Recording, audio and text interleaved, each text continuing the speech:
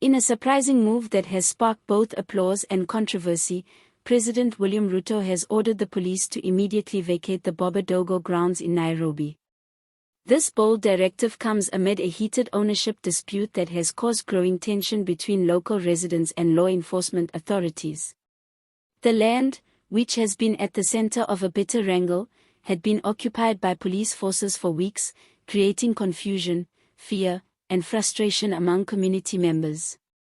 But now, with one powerful command from the president himself, everything has changed. Before we go deeper into this dramatic turn of events, do us a favor, hit that subscribe button right now and turn on your notification bell.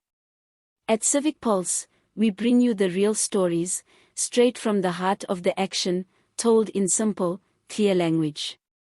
Whether it's politics, protests, power plays or public policy, this is where truth lives. So don't just watch, be part of the conversation. Subscribe now and stay fully in the loop. Back to the story. For weeks, the Dogo grounds have been a hot zone, not because of crime or unrest, but because of a fierce battle over who actually owns the land.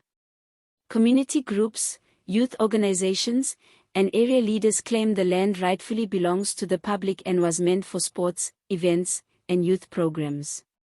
On the other side, there were claims that part of the land had been earmarked for state use, and so, the police moved in, sparking outrage. Residents accused the police of taking over the space illegally, fencing it off, and denying the community access to what they called the last remaining open field in the area. Tensions rose. Protests erupted. People demanded answers. And then, the president stepped in. During a public event, President Ruto shocked many by publicly ordering the police to vacate the grounds immediately. He said the government will not allow any force, including the police, to grab public land or intimidate communities. He added that the law must be respected and that the needs of the people must always come first. The crowd cheered. Local leaders praised him.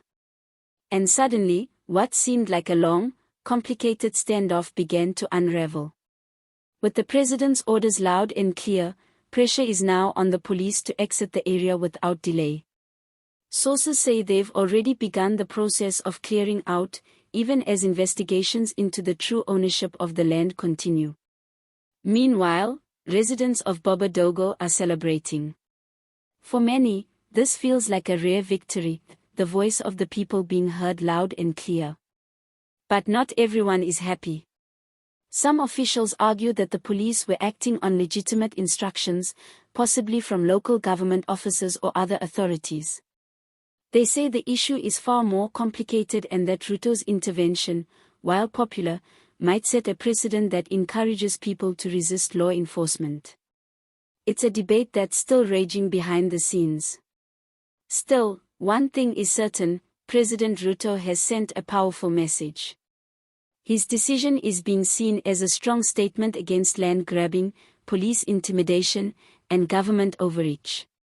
It also paints him as a leader willing to listen and act, even if it means overruling his own security forces. And that's exactly the kind of leadership moments we break down right here on Civic Pulse. If you haven't subscribed yet, now is the time.